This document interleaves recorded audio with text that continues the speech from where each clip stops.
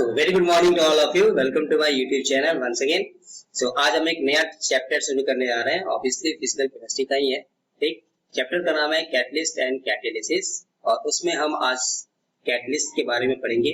ठीक है, कैटालिसिस क्या होते हैं, उसके कितने टाइप्स होते हैं, पॉजिटिव क्या है, नेगेटिव क्या है. ठीक है, इनके कैरेक्टरिस्टिक्स को समझेंगे. ठीक, तो जो भी है कैटलिस्ट के बारे में आज हम डिस्कस करेंगे. ठीक है, ये टॉपिक बेसिक वालों के लिए भी इंपॉर्टेंट है, क्लास 12 वालों के लिए भी इंपॉर्टेंट है, अदर कॉम्पिटिटिव एग्जाम के लिए भी ऑब्वियसली इंपॉर्टेंट है.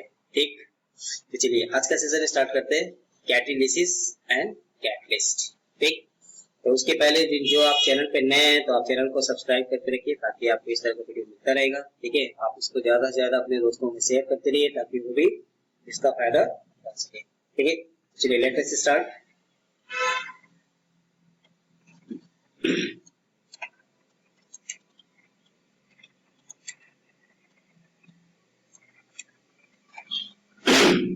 चलिए फर्स्ट हम समझेंगे कैटलिस्ट क्या था और कैटालिसिस क्या था. ठीक, साइंटिस्ट थे बर्जीलियस, जिनको हम फादर ऑफ कैटालिसिस भी बोलते हैं. तो बर्जीलियस ने 1835 में एक रिएक्शन की स्टडी कर रहे थे.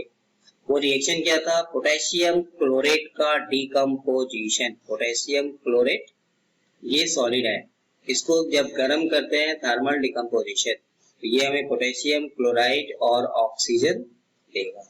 ठीक, इसको बैलेंस करने के लिए हमें टू लेंगे तो यहाँ प्रक्रिया आ जाएगा, ये सॉलिड है और ये गैस है. ठीक, ये रिएक्शन क्या था, इनिशियली ये स्लो था, मतलब ज्यादा हीट हमें देना पड़ रहा था. तब उन्होंने देखा कि एक सब्सटेंस इसमें डाला MnO2, मैग्नीज डाई ऑक्साइड. ये कंपाउंड जो था मैग्नीज डाई ऑक्साइड ने क्या किया, इस रिएक्शन के रेट को बढ़ा दिया, फास्ट कर दिया. ठीक, तब यहाँ से बर्जीलियस ने एक नाम दिया इसको catalyst. The effect of this foreign substance, foreign मतलब this MnO2 was neither reactant nor product, but इसके प्रेजेंस ने क्या किया, इस रिएक्शन के रेट को बढ़ा दिया. ठीक, तो इसी को उन्होंने नाम दिया कैटलिस्ट. ठीक, so the systematic study of the effect of the various foreign substances on the rates of chemical reactions was first studied by Berzelius in 1835. So that is why Berzelius is also known as father of catalysis. ठीक, और उन्होंने एक नाम दिया catalyst. ठीक है, जो substance था उसको बोलते हैं कैटलिस्ट. अब यहां से उन्होंने डिफाइन किया. सो कैटलिस्ट को अगर डिफाइन करेंगे तो catalyst is defined as a substance which alters या चेंजेस. अल्टर्स मतलब मे बी इंक्रीज और decrease the rate of a chemical reaction itself remaining chemically unchanged at the end of reaction. मतलब खुद ये इसमें कोई चेंज नहीं होगा, बट इसका काम क्या है, to increase or decrease, to alter, to changes the rate of reaction without itself change, without undergoing itself changes. ठीक, मतलब जो आप कैटलिस्ट लेंगे, जिस तरह लेंगे, जनरली हमको उस कंडीशन में मिल जाता है. And this process means to change the rate of reaction by using a catalyst. ठीक, is known as catalysis. इस process को, इस phenomena को बोलते हैं catalysis और इस substance को बोलते हैं catalyst. Clear? तो catalyst मतलब वो substance था जिसने reaction के rate को change कर दिया, generally बढ़ा दिया या maybe increase or decrease. And this process to change the rate of reaction by using catalyst is known as catalysis. ठीक, इसलिए हिंदी में इसको बोलते हैं कैटालिसिस को उत्प्रेरण और कैटलिस्ट को बोलते हैं उत्प्रेरक. का मतलब कराने वाला होता है, तो जो चेंज करेगा उसको बोलते हैं उत्प्रेरक. ठीक, इसको हिंदी में क्या बोलते हैं, उत्प्रेरक. इसको बोलते हैं कैटलिस्ट. कैटलिस्ट जो होता है जिसने रिएक्शन के रेट को चेंज किया, and this process is known as catalysis. ठीक, लेटर ऑन देखिए आप ईयर में अगर देखेंगे तो 1835 और 1895 60 years. Later on Ostwald defined catalyst as a substance which changes, increase और डिक्रीज a reaction rate या rate of a chemical reaction without affecting the overall energetics of the reactions. reactions के energetic को change नहीं करता है. तो Ostwald ने ये डिफाइन किया था कैटलिस्ट को. ठीक तो रिएक्शन के रेट को बढ़ाएगा, चेंज करेगा या घटाएगा, बट ओवरऑल एनर्जेटिक को चेंज नहीं करता। ठीक, तो नंबर 1 पॉइंट यहाँ से क्या पड़ा, सबसे पहले बर्जीलियस ने दिया था, तो फादर ऑफ कैटालिसिस एक बार डिफाइन किया था कैटलिस्ट, जिसने क्या किया था, रिएक्शन के रेट को चेंज कर दिया था। तो कैटलिस्ट वो होता है any substance, chemical substance which altars, which changes the rate of reaction itself remaining chemically unchanged, अपने में कोई चेंज नहीं करता है, eight the end of reaction वो हमको जैसे हमने लिया वैसे जनरली मिल जाता है। इसी को ओस्टवाल ने डिफाइन किया। ठीक है, कैटलिस्ट वो सब्सटेंस है जो रेट ऑफ रिएक्शन को चेंज करेगा but without affecting the overall energetics of the reaction, reactions के एनर्जेटिक्स को चेंज नहीं करता, delta H, delta S, delta G, KP, KC, nothing. ठीक, क्लियर। चलिए, अब जो कैटलिसिस हैं उनकी कैरेक्टरिस्टिक्स क्या है, तो इसको हम यहाँ पे समरी पॉइंट पर लिख सकते हैं। The following are the characteristics which are common to most of the catalytic reaction. तो फर्स्ट पॉइंट क्या है, the catalyst remains unchanged in mass and chemical composition at the end of reaction. तो at the end of reaction, reaction आपका complete होगा तो catalyst आपने जैसे लिया था वैसे हमें जनरली मिल जाता है।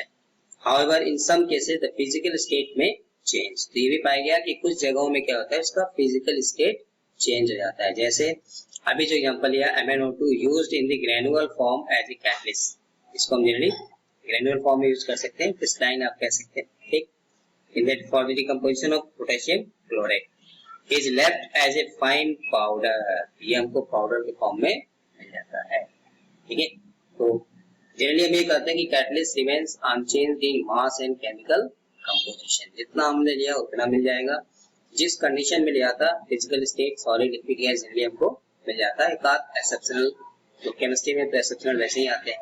ठीक, तो MnO2 हम ग्रेनुलर फॉर्म में लेते हैं लेकिन हमको मिल जाता है पाउडर फॉर्म में। सेकंड पॉइंट क्या है, a small quantity of the catalyst is generally sufficient to catalyze almost unlimited reactions, ये unlimited reactions को catalyze कर सकता है, मतलब हमें बहुत ज्यादा कैटलिस्ट लेने की जरूरत नहीं है। ठीक है, तो एक small amount, just pinch of catalyst बोलते हैं, pinch of catalyst is sufficient to catalyse a large amount of reaction. ठीक, इसमें बहुत ज्यादा हमें कैटलिस्ट हम यूज नहीं करते हैं। ठीक है, चलिए third, the catalyst can not initiate the reaction, catalyst का काम जो होता है रिएक्शन को इनिशिएट करना नहीं होता है, इसका काम होता है, इस function is to alter, changes the speed of a chemical reaction rather than to start it, ये स्टार्ट नहीं करता, ये क्या करता है, उसके रिएक्शन के रेट को चेंज करता है। चेंज मतलब मे बी इंक्रीज और डिक्रीज।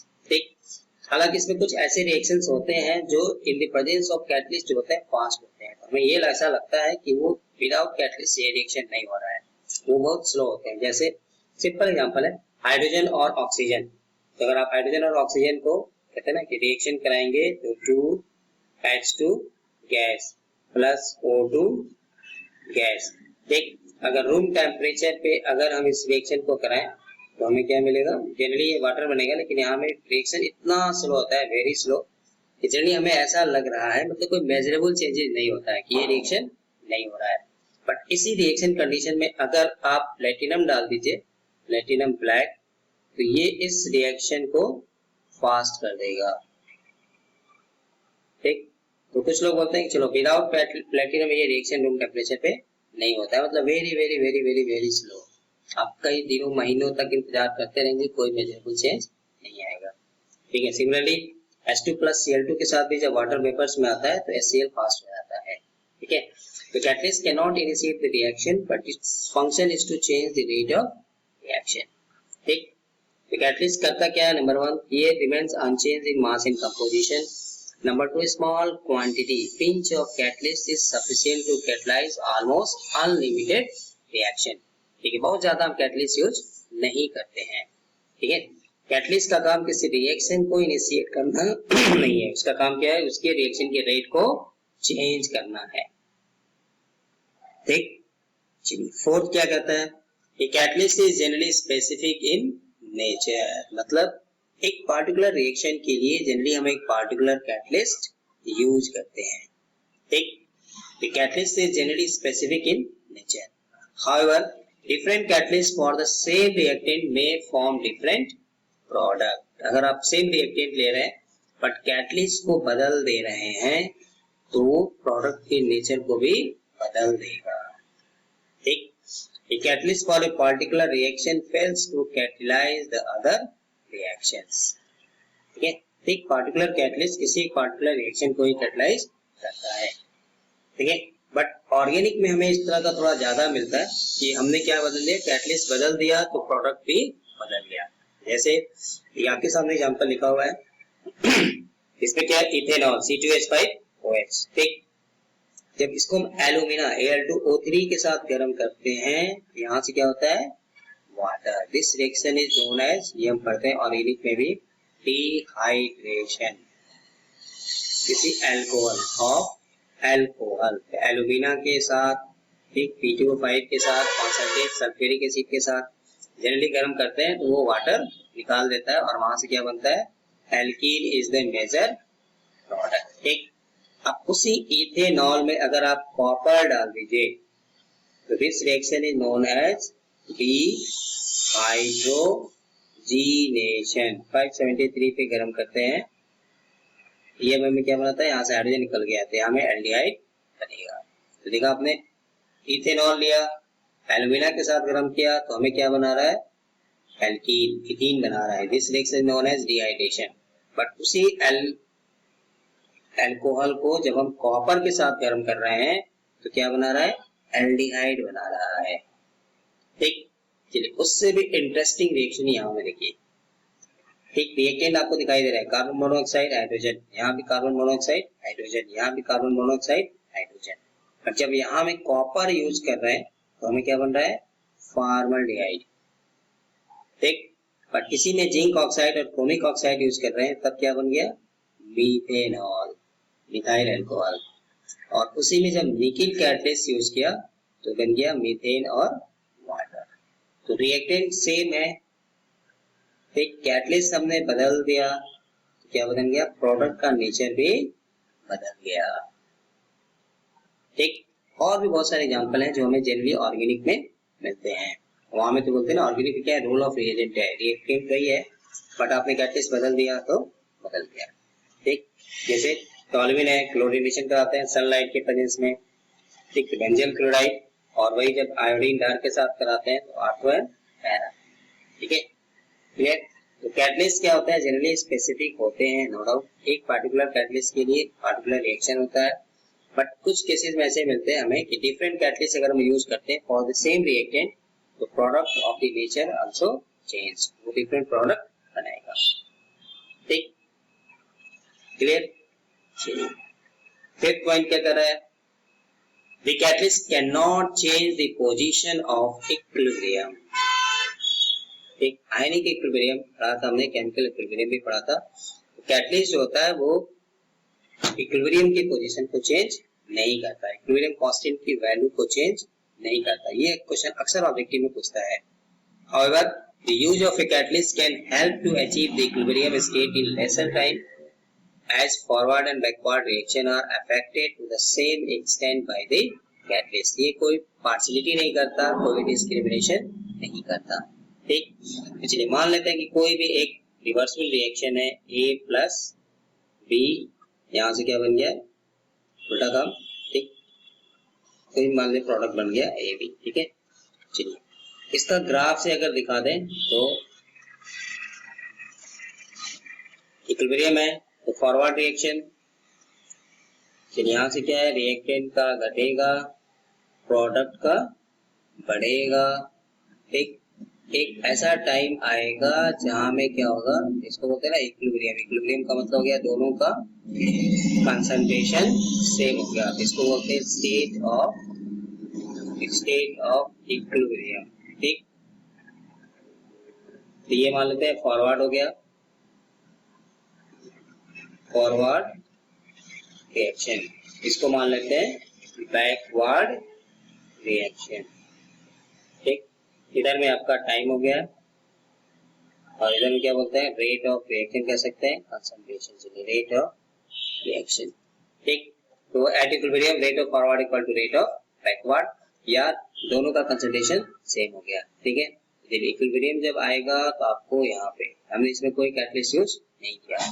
जब कैटलिस्ट यूज करेंगे तो कैटलिस्ट क्या करेगा, वही रिएक्टेंट वही प्रोडक्ट, इसमें चेंज नहीं करेगा।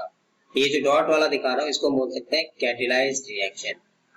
जब हमने कैटलिस्ट यूज किया कैटेलाइज्ड रिएक्शन, तो इसने क्या किया, फॉरवर्ड को भी कैटेलाइज किया, बैकवर्ड को भी कैटेलाइज किया, ठीक। यानी कि रेट ऑफ रिएक्शन पे कोई फर्क नहीं पड़ा, पहले भी वही था, ठीक है, अभी भी वही है। बट फर्क क्या पड़ा कि पहले अगर हमें इक्विलिब्रियम जैसे सपोज यहाँ 20 मिनट्स में मिल रहा था, तो अब हमको थोड़ा क्या है, attainment of equilibrium will be faster, may be 10 to 15 minute में आ जाएगा, ठीक।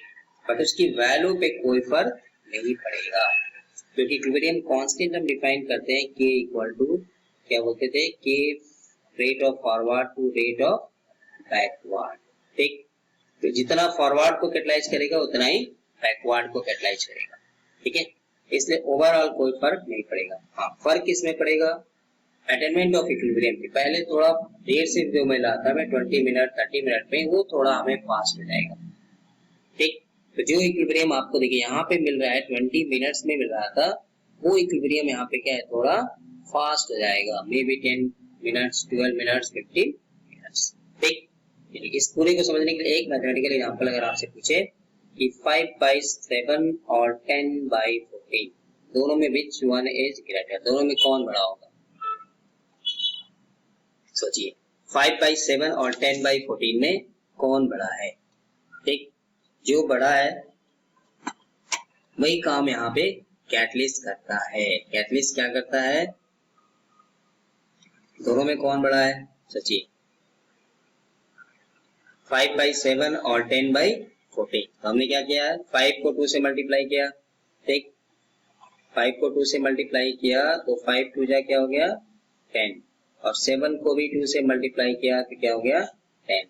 मतलब न्यूमरेटर और डिनोमिनेटर में सेम चेंज करेंगे तो फ्रैक्शन की वैल्यू क्या होगी, रिमेन्स अनचेंज, क्लियर।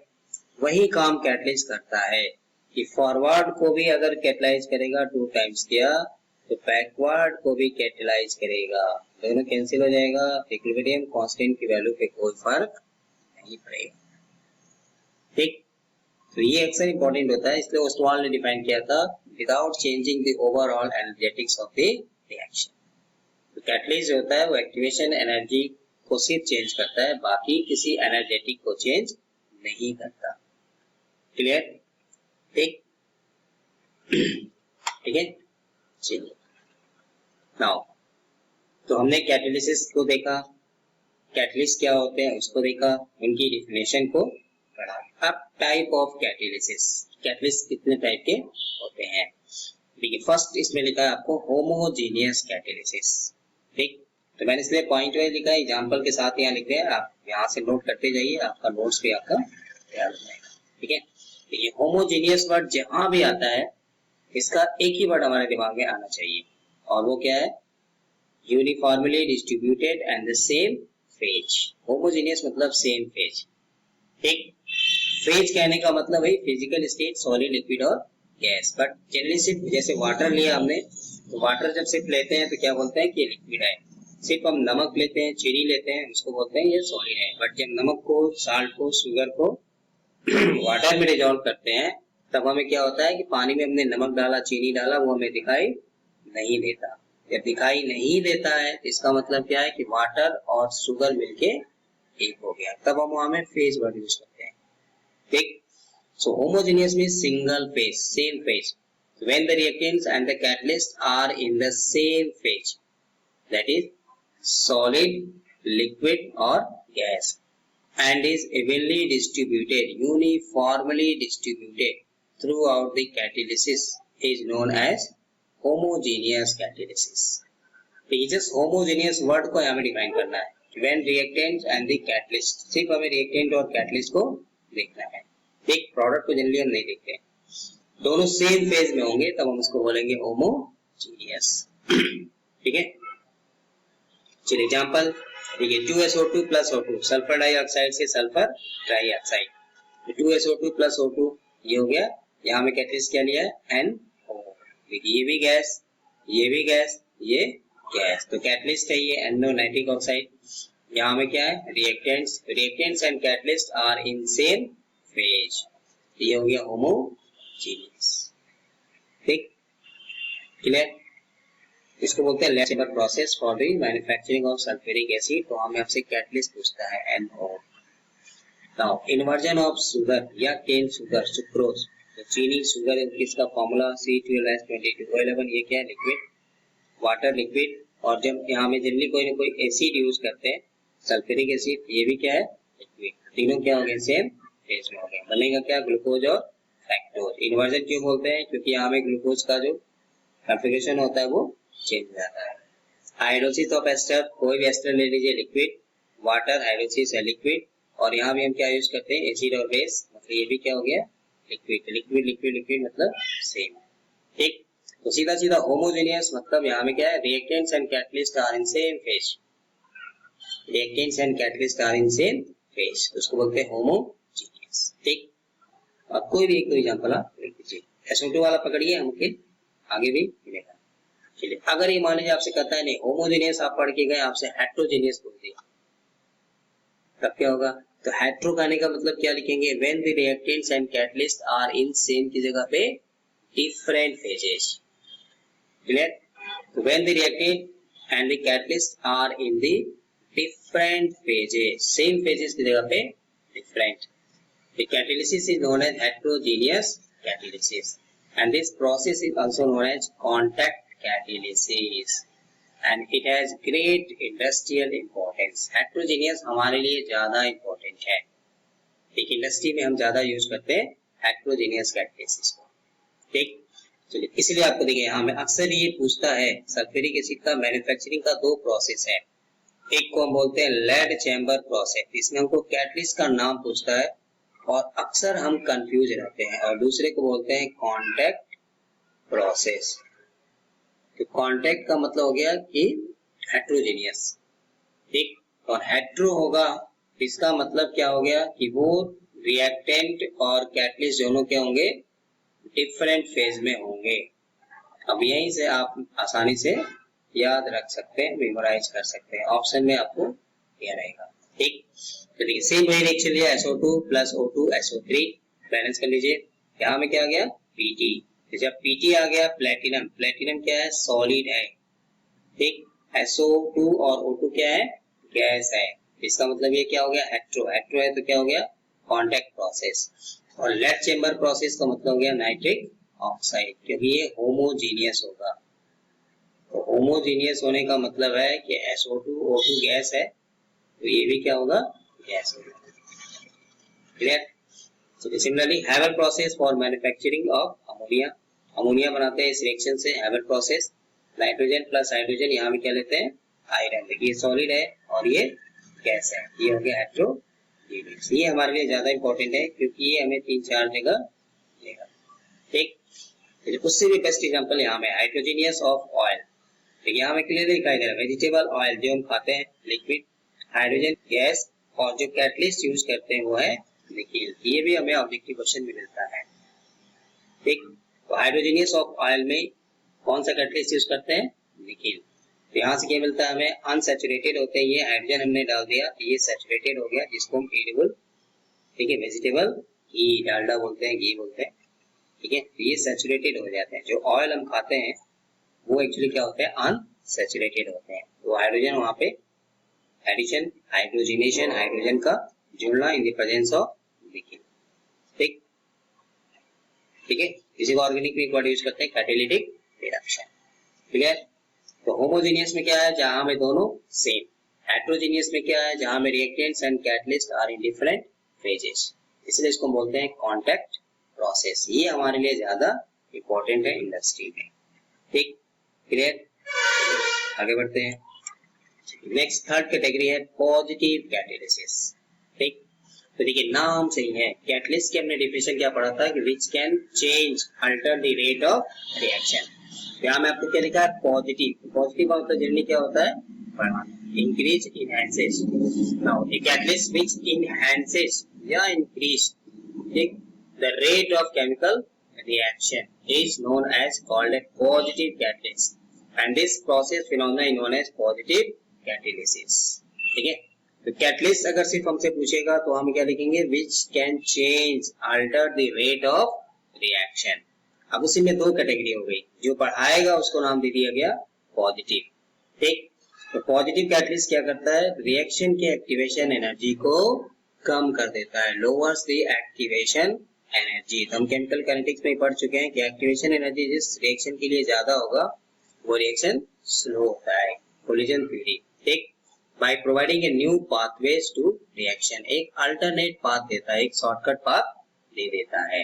ठीक है, ठीक. तो एक्चुअली पॉजिटिव कैटलिस्ट क्या करता है कि एक्टिवेशन एनर्जी की वैल्यू को कम कर देता है. Just it lowers the value of activation energy. अब वो कैसे क्यों कम करता है, by providing an alternate path.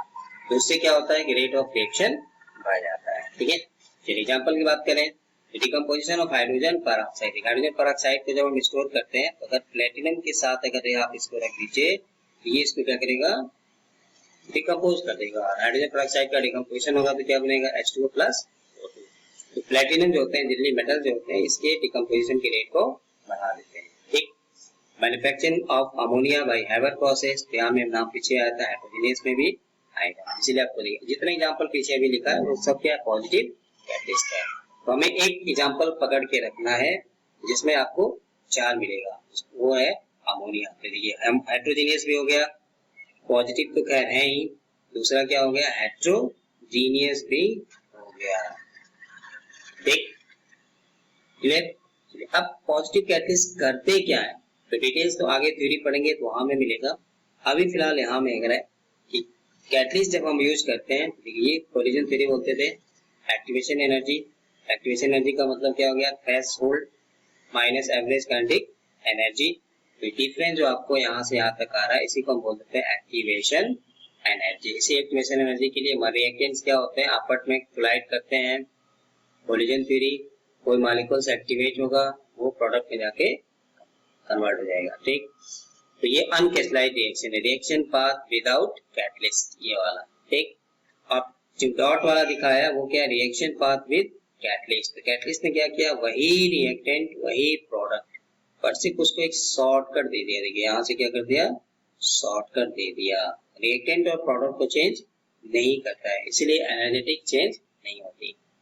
अब दोनों से आप कंपेयर करिए तो अब आपको एक्टिवेशन एनर्जी कितना दिखाई दे रहा है, यहाँ से यहाँ तक. ठीक, तो obviously in the presence of catalyst, catalyst ने क्या किया, ऑब्वियसली पॉजिटिव कैटलिस्ट, इसने एक्टिवेशन एनर्जी की वैल्यू को कम कर दिया. पहले है ना आपको यहाँ से यहाँ तक है, चलिए इसको हम समझने के लिए E डैश मान लें. तो ऑब्वियसली यहाँ से क्या लिखेंगे, E dash will be less than EA. Catalyst ने क्या किया, lowers the activation energy. Activation energy कम हो गया तो रिएक्शन क्या हो जाएगा, फास्ट हो जाएगा. Clear. Collision theory chemical kinetics. ठीक, तो क्या करता है, उसको एक अल्टरनेट पाथ दे देता है, उसको एक शॉर्टकट दे देता है. ठीक, इसको चलो यहाँ से अगर हमें यहाँ जाना था, हमें उतना जाने की जरूरत नहीं है. इसको क्या करता है, एक अल्टरनेटिव पाथ शॉर्टकट दे देता है, जिससे रिएक्शन का रेट बढ़ जाता है, एक्टिवेशन एनर्जी कम हो जाता है. ठीक, तो पॉजिटिव क्या करता है, bye lowering the value of activation energy. Mind it, catalyst सिर्फ एक्टिवेशन एनर्जी को चेंज करता है, बाकी किसी थर्मोडायनेमिक एनर्जेटिक पैरामीटर को चेंज नहीं करता. ठीक, चलिए अब पॉजिटिव वाला है, बढ़ाने वाला है, तो ऑब्वियसली घटाने वाले भी हैं, क्योंकि दुनिया में देवता है तो शैतान भी है, भगवान है तो दोनों भी हैं. ठीक, तो नेगेटिव कैटलिस्ट अब आप डिफाइन कर लीजिए. तो पॉजिटिव क्या था, जो बढ़ाएगा, तो नेगेटिव क्या है, जो घटाएगा. बट यहाँ में देखिए रेट ऑफ रिएक्शन की बात करते हैं, इसलिए रिटार्ड्स लिखते हैं. ठीक है, हम किसकी घटाने बढ़ाने की बात कर रहे हैं, rate of a chemical reaction. जैसा फिजिक्स में कहते हैं ना कि वेलोसिटी अगर विद रिस्पेक्ट टू टाइम बढ़ रही है तो हम क्या बोलते हैं, एक्सेलरेशन, और अगर घट रही है तो क्या बोलते हैं, रिटार्डेशन. इसलिए हम रिटार्ड वर्ड यूज करते हैं. वैसे डिक्रीज भी आप लिख सकते हैं, ऐसा नहीं कि गलत होगा. ठीक है, so catalyst which retard the rate of chemical reaction is called a negative catalyst, and this phenomena is known as negative catalysis. सीधी सी बात है. फॉर एग्जांपल, सिर्फ एग्जांपल पकड़ना है, वही हाइड्रोजन पेरोक्साइड का डिकम्पोजिशन, वही रिएक्शन, इसमें अगर हम प्लेटिनम डाल दें तो ये हमारे लिए क्या हो जाएगा, बढ़ाएगा, पॉजिटिव हो गया। और हमें हाइड्रोजन पेरोक्साइड को ज्यादा दिन तक रिजर्व करके रखना है, बचा के रखना है, इसके डिकम्पोजिशन को कम करना है, तब हम उसमें क्या मिलाते हैं, ग्लिसरीन। ये नेगेटिव कैटलिस्ट का काम करता है, इसके डिकम्पोजिशन के रेट को कम कर देता है। मतलब ज्यादा दिन तक आप हाइड्रोजन पेरोक्साइड को स्टोर करके प्रिजर्व करके रख सकते हैं। हाइड्रोजन पेरोक्साइड पर हाइड्रोल के नाम से मार्केट में आती है, जिसको कान साफ करने वाली दवा बोलते हैं। ठीक, सेकंड, तो ये इंपॉर्टेंट है, अक्सर हमसे पूछता है ऑब्जेक्टिव में भी और रीजनिंग क्वेश्चन भी।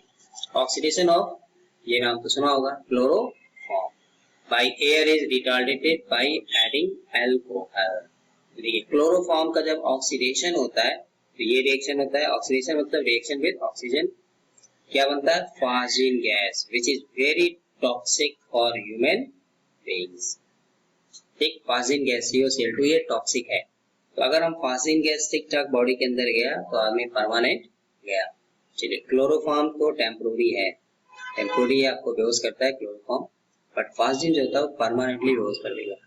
ठीक है, इसलिए क्या करते हैं, क्लोरोफॉर्म के ऑक्सीडेशन की रेट को हम कम करना है। तो इसके लिए दो काम करते हैं कि क्लोरोफॉर्म की बॉटल जो होती है इसको डार्क में रखा जाता है, ठीक, in the absence of oxygen, मतलब इसको ऑक्सीजन से थोड़ा दूर रखते हैं, डार्क में रखते हैं। और दूसरा क्या करते हैं, जब क्लोरोफॉर्म की पैकिंग करते हैं इसमें थोड़ा सा अल्कोहल मिला देते हैं। ये अल्कोहल क्या करता है, इसके ऑक्सीडेशन की रेट को कम कर देता है, रेट को रिटार्ड्स कर देता है। ये थोड़ा बहुत ऑक्सीजन में, ऑक्सीजन तो इसको आप कितना भी डार्क में रखिए, ठीक है, कहीं ना कहीं इसको डार्क में रखने का कॉन्सेप्ट है कि सनलाइट नहीं मिलना चाहिए, सनलाइट मिलने से ऑक्सीडेशन का रेट बढ़ेगा, ज्यादा ऑक्सीजन बनेगी, हमारे ऑक्सीजन के साथ रिएक्शन ज्यादा होगा तो फाजिल ज्यादा बनेगी, तो हमारे लिए ज्यादा टॉक्सिक होगी। बट ऑक्सीजन तो इसको मिलना ही मिल रहा है, तो इसलिए अल्कोहल हम इसमें मिला के रख देते हैं, ये इसके रेट को कम कर देता है। रेट कम होगा तो उतना ऑक्सीडेशन नहीं होगा और उतनी फाजिल नहीं बनेगी जितना हमारे लिए टॉक्सिक होगी, जितना हमारे लिए हार्मफुल होगा। ठीक, थर्ड एग्जांपल है, ये भी जनरल साइंस का क्वेश्चन है, अक्सर ये हमें जनरल साइंस में कॉम्पिटिटिव एग्जाम में मिलता रहता है। देखिए इसमें एक नाम है टेट्रा, टेट्रा मतलब होता है चार, इथाइल का मतलब होता है C2H5 और लेड का मतलब होता है Pb, इसको शॉर्ट में बोलते हैं टेल। आप पेट्रोल पंप पे देखा होगा अक्सर लिखा रहता है पेट्रोल विद टेल, टेट्रा इथाइल लेड। इसको ये क्या करता है, actually decreases the knocking of petrol, petrol के नॉकिंग को कम करता है, and acts as a negative catalyst. इसको एंटी नॉकिंग एजेंट के नाम से भी अक्सर पूछता है, एंटी नॉकिंग एजेंट। तो एंटी नॉकिंग एजेंट क्या होते हैं, टेट्रा इथाइल लेड, ठीक, इसको बोलते हैं एंटी नॉकिंग एजेंट। तो ये जनरल साइंस का क्वेश्चन है, ठीक है। चलिए नेगेटिव, अब ये क्यों घटाता होगा सोचिए, पॉजिटिव क्या करता था, एक्टिवेशन एनर्जी की वैल्यू को कम कर देता था, ठीक, ये ना पॉजिटिव वाला।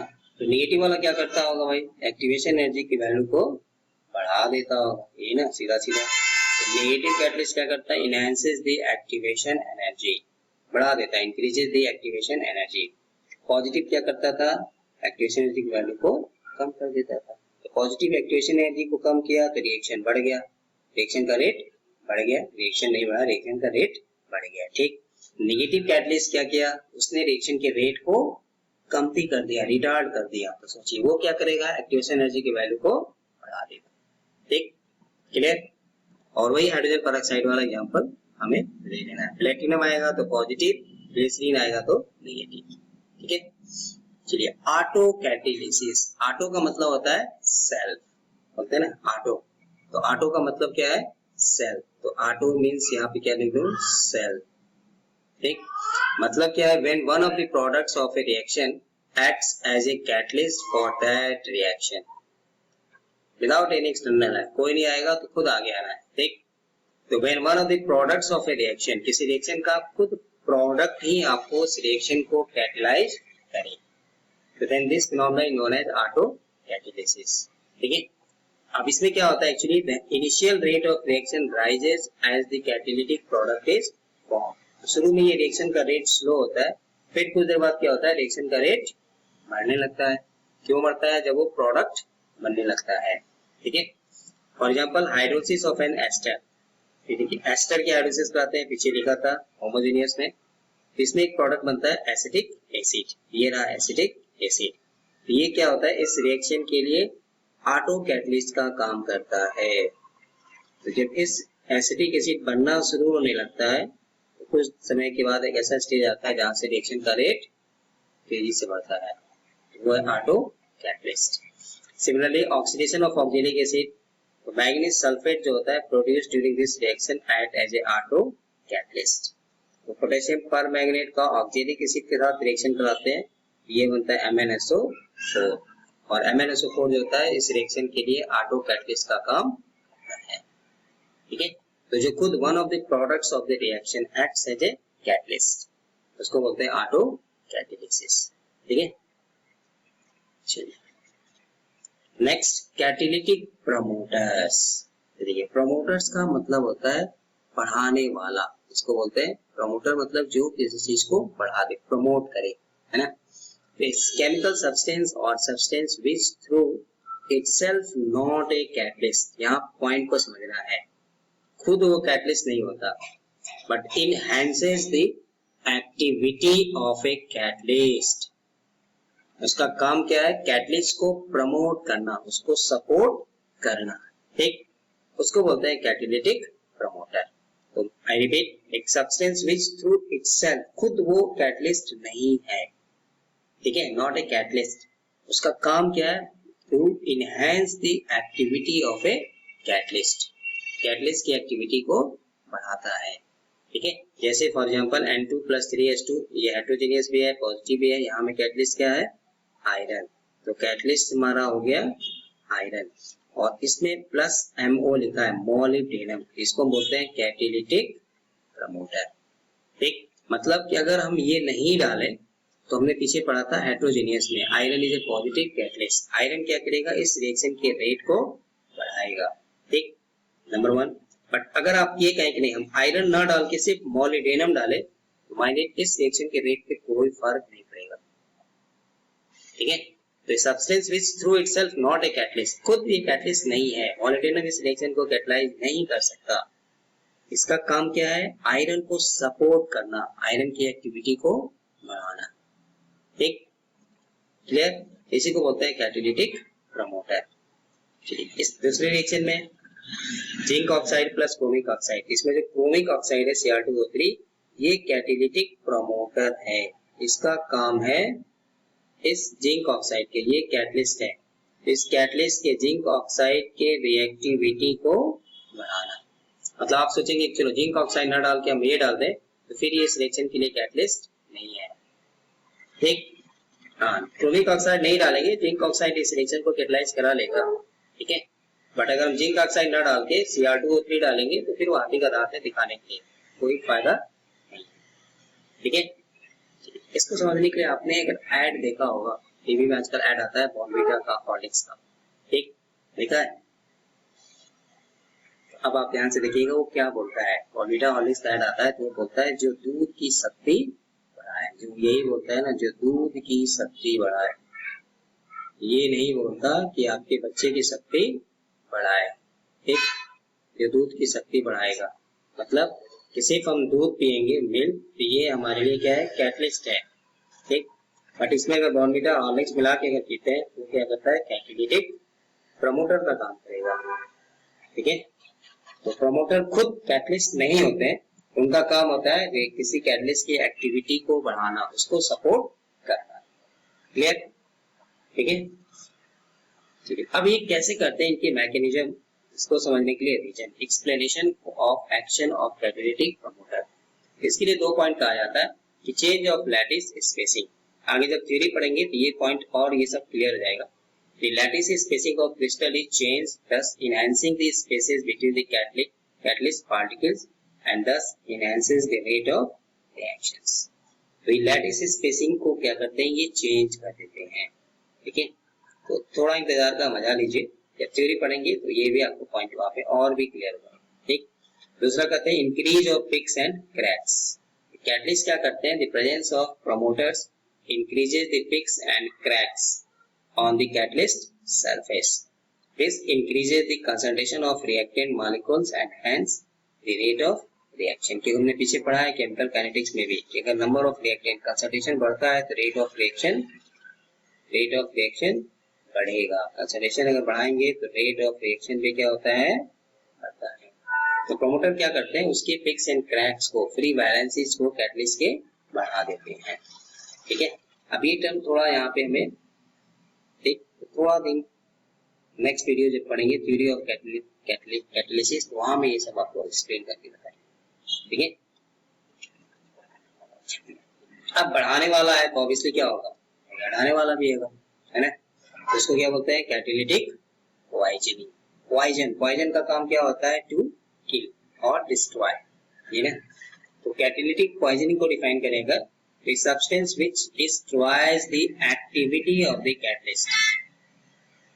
एक कैटलिस्ट की एक्टिविटी को क्या करता है, डिस्ट्रॉय कर देता है, किल कर देता है. टू एक्सेलरेट ए रिएक्शन, इस रिएक्शन के रेट को क्या करता है, खत्म कर देता है. कैटलिस्ट का काम था किसी रिएक्शन के रेट को जनरली बढ़ाना. ठीक.